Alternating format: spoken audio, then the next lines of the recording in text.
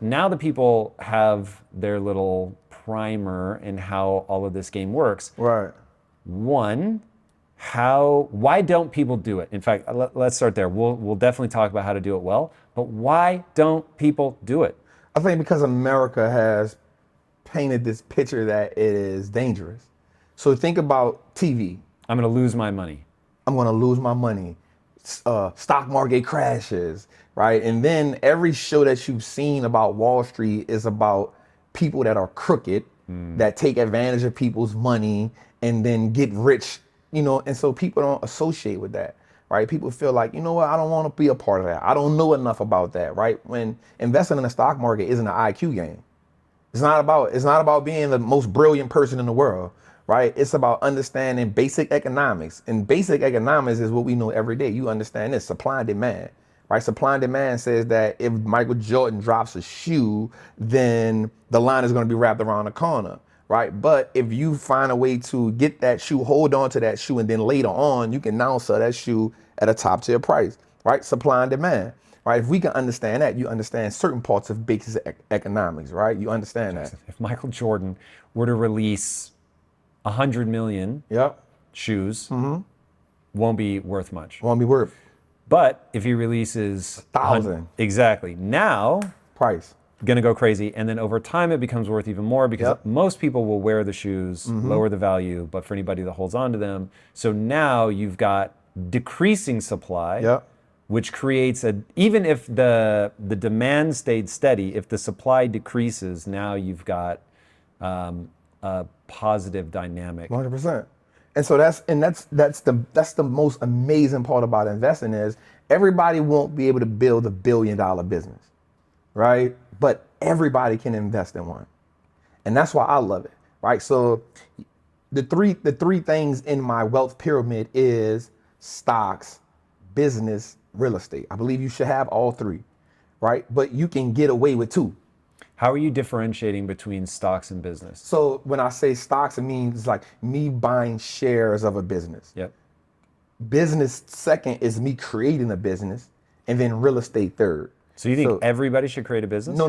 That's why I say you can get away with 2 out of the 3. Gotcha. You know what I'm saying? So everybody doesn't have to create a business because it's just not for everybody.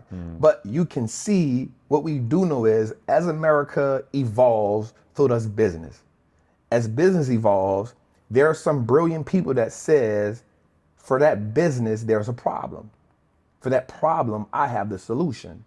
That's a business you would like to invest in.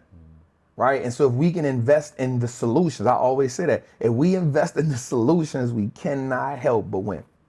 Investing in a solution, okay? Making Amazon was a solution to so many things. Getting us information faster, getting us books faster, it changed the game. It revolutionized how we got packages. It made somebody say, you know what? Say for the young people in the crowd who grew up with Amazon, there was a time you'd have to wait 4 to 6 weeks to get something in the mail. Exactly. That's insane. You can order something in the morning and get it in the afternoon. And some places you get it the same day. And so when we think about revolutionizing the game, evolving, that's what I love about investing, right? Think about Tesla, and I'm not advocating for anyone to invest in these businesses, but I'm just showing how the world has evolved. And you can build your wealth, for me, 100% if you're bold enough to bet on the future. If you're bold enough to bet on the future and be patient enough to let it take place, you will win, and you will win big. That's without a doubt. So we see the evolution of Tesla, and we see what's going on with this business. Even if you don't agree with everything that Elon does, you say, okay, well, Rolls-Royce just dropped its first EV car for $400,000, right? They're saying they're going to be all electric by 2030. General Motors saying they're going to be all electric by 2032. Ford has dropped electric cars now. What is that telling us right now? The landscape of vehicles is changing, right? So what do I say? Okay, I want to be a part of this evolution. I want to be a part of not only the electric car revolution, but the charging stations, the batteries, right? These are the components, the supply chain that makes this whole sector possible. And so for me, that's betting on the future. And if we can understand, if we can truly grasp that your money is not doing you no justice in the bank. It's not, especially now, right? It's not doing you no justice in the bank. Why not? Well, because the more they print money, the more your money loses value, right? The more inflation goes up, the more your money loses value. So $100 spent in 2019, that same $100 now takes $109, right? So your money is lost. You need that buy much the to same buy the thing. same thing, right? So if you bought this mug for $100 in 2019, I'm going to slap you in the mouth if that's what you did, but yeah. it now costs you $109, right? You need that much more money. So we understand that one lie we've been told is sitting our money in a bank.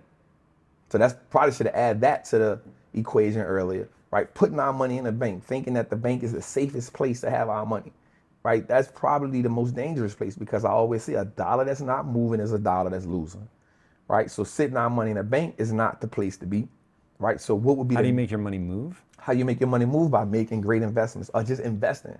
So I'll give you an example. For me personally, I literally don't have but like $12,000 sitting in the bank. All of my money is in the market. 90% of it is in the market. So I use what's called the VOO, which is the Vanguard Index Fund for the S&P 500. I use that as my savings account. So every month or every week, I'm putting money in that. Well, Trap, what happens when the market is going down? Well, my money wasn't making no money in the savings account anyway. Right. So I'm putting it in there, right? And then what happens when the market rebounds? Because we won't be here forever. We won't be here forever. What happens when the market rebounds? Well, Talk to people about realized losses versus unrealized losses. okay. Because I think that's this good. really messes That's with good. people. That's good. That's good. So unrealized loss is when, let's say I have $100 in something and that goes down to $89, right? Meaning Unrealized. if I sold it today, Right. I wouldn't be able to sell it for what I paid for. But It's I don't there. have to sell it. It's okay. So you buy something at $100, it goes down to $80. If you don't sell it, you have an unrealized loss of $20. Meaning you didn't sell it, your equity just decreased. But if you sell it, you realize that gain. You have now made that gain realistic. loss. That loss. You've realized that loss. You've made that loss realistic. So you've now essentially lost that $20, right? That's a realized loss. Now, realized gain is the exact opposite, right? So if you go up to, I buy something for 100, it goes up to 150. Unrealized, I have $50 in unrealized gain. So it's there, but I didn't sell it. It's there. Realizing it is saying I've cashed out. I've cashed out on it. Think about, like you talked about Jeff Bezos, right? His net worth is what, 180 something billion dollars, something like that. Last time I checked, 60% of his money was in Amazon stock. 60% of it. So this is why you wake up one day and you say, damn, Jeff lost $18 billion. Well, that's unrealized because he didn't cash out. So he didn't lose it. It's still there. Once the stock gets back up, he recoups all of that. And so that's the dope part about the market. Yes, it fluctuates. Yes, it goes ups and downs, but that's also the most scariest part about the market, because people who come from lower income, working class environments, the worst thing that can come to their mind is losing money that I bust my butt for. That's what makes the market so scary for them. And that confusion keeps them out of the market. Yeah, so this is where now people have to get into the intricacies of money. So it's probably worth belaboring the point a little bit about the people don't even get to the starting line. So I forget the percentage of households of people that live paycheck to paycheck, but it's ungodly. It's astronomical. It's more than 50%, 72%. That's so ridiculous. So this is for people even making six figures. Like most people live paycheck to paycheck. 100%. If you're living paycheck to paycheck, one, you're not going to survive any difficulty financially. So if you get sick and now your hospital bills, the number of people that go broke because they have no savings, and now they get sick, your car breaks down. I remember that when I was broke. And your car breaks down, it's like, well, then I don't have a car. It's not like I can even choose to go get it fixed. So, of course, people in that situation are not thinking, oh, I need to go put money into the stock market. I'm not saving money anyway. So that's number one, to your point about people spend money that they don't have. So whatever, $1.04 out of every dollar that they make. The only way I found where I could do it, where I could save, I had to gamify it. I had to make it fun. I had to get myself obsessed over watching the number go up so that I would get more of a dopamine rush out of looking at I used to use Mint. I don't know if they're still around. Into it, man. A stock that they can own. Yeah, exactly. Well said. Well said. So I would, because it connected to my bank account, every time I made a deposit into my bank account, my dashboard would automatically update. And I'm like, oh, damn, like I've now got $500, $527. And it was like, cool. Is it going up? Is it going up? Is it going up? And so people need to find that hook, whatever that is, to get excited about beginning to save money.